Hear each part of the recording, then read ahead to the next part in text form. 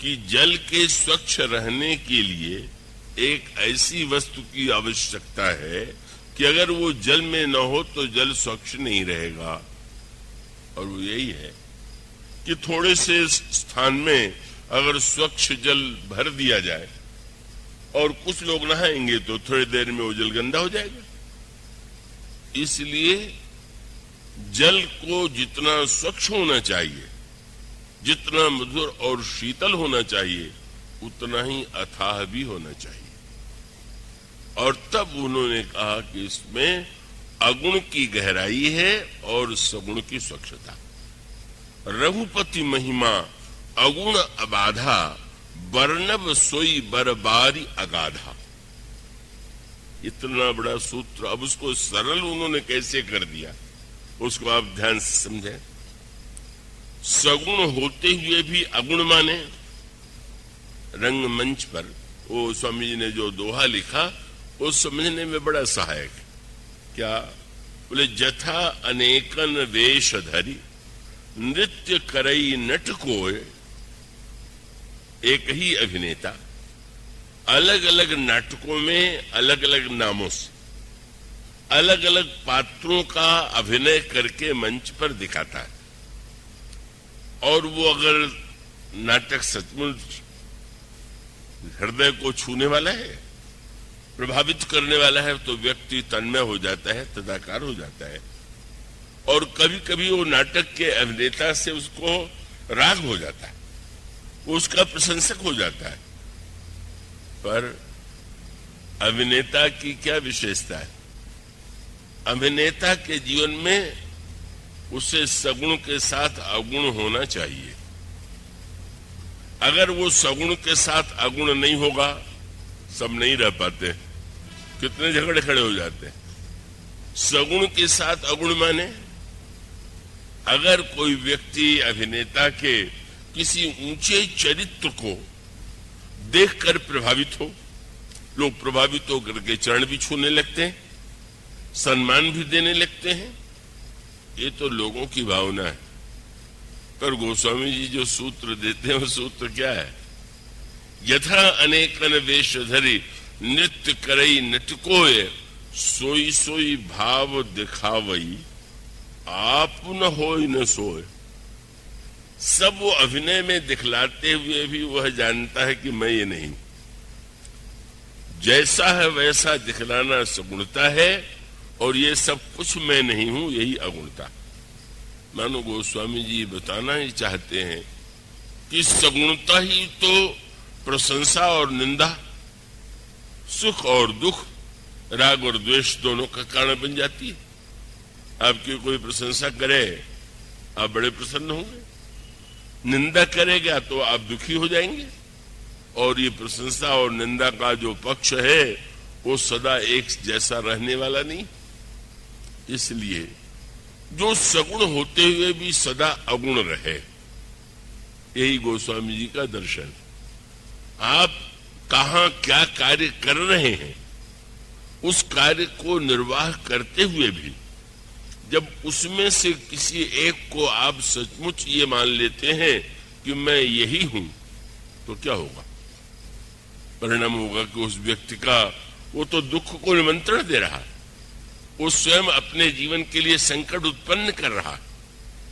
कभी आप नाटक में हरिश्चंद्र बन गए और लोग आपके अभिनय से प्रभावित हो जाए, नाटक के बाद आपका चरण छूने लगे, माला पहनाने लगे, यहां तक तो ठीक।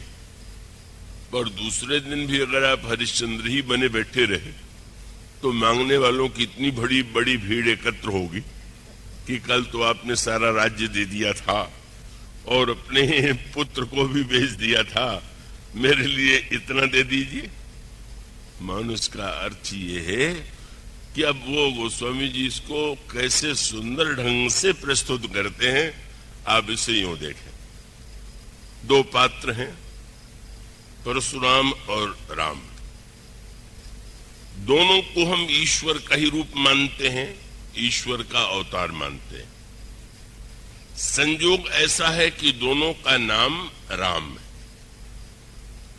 अब राम के सगुणता के साथ अगुणता क्या है, और बस इसका सूत्र यही है कि धनुष श्री राम के हाथ में और परशुराम जी के हाथ में परशु।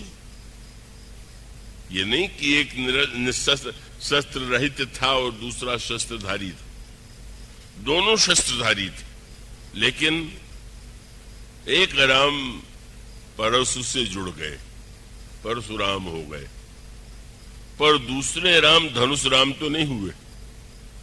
उचित तो यही था कि अगर वो परशुराम है तो ये धनुष राम। और उसका अर्थ क्या हुआ? परशुराम जी की समस्या जिसने उनको आगे चल करके उनके सामने समस्याएं खड़ी यह की कि नाटक में जो वो बने कुछ समय के लिए उसमें इतने तदाकार हो गए कि वे भूल गए कि यह मैं नहीं।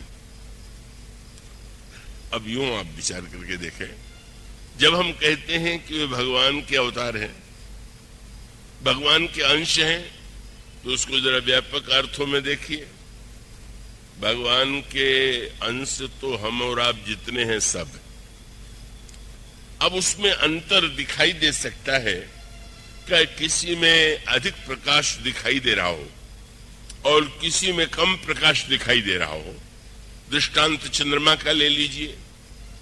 का चंद्रमा किसी दिन बहुत कम प्रकाश वाला, किसी दिन और अधिक, किसी दिन और अधिक, पर मूलतः तो चंद्रमा चंद्रमा ही है, चाहे वो द्वितीया का है चाहे पूर्णिमा का है। लेकिन उसमें मूल अंतर कहाँ है?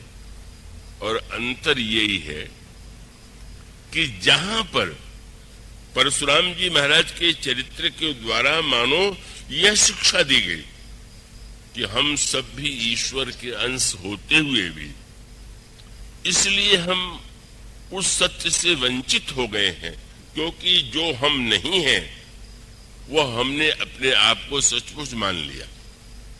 और आपने एक बात पर ध्यान दिया कि नित्य जो है आपका शरीर, आपका जीवन इस सत्य का साक्षात्कार आपको कराता है।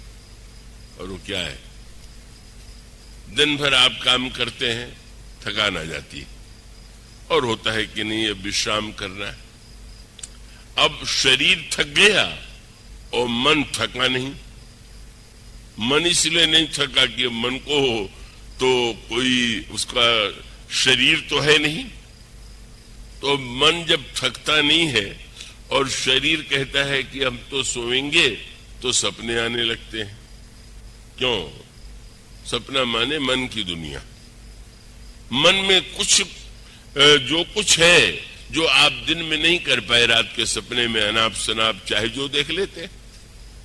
उसके बाद एक तीसरी स्थिति और आती है, और तीसरी स्थिति क्या है कि जब सपना भी बंद हो जाता है, और सपना बंद होने के बाद आप जिसको सुषुप्ति कहिए, गहरी नींद कहिए, तब आप जब जग रहे थे तब भी आपके नाम था, आपकी उपाधि थी, आपका पद था, आपका संबंध था, आपका धन था, और इसी को लेकर के आप सुखी भी थे और दुखी भी थे।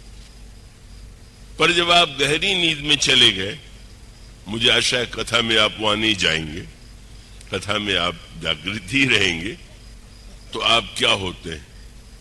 आप किस जाति के होते हैं? आप किस कुल के होते हैं? किस परिवार के होते हैं? आपका क्या नाम होता है? आपका क्या पद होता है? आपका कितना धन होता है? आप गहरी नींद में कुछ नहीं होते।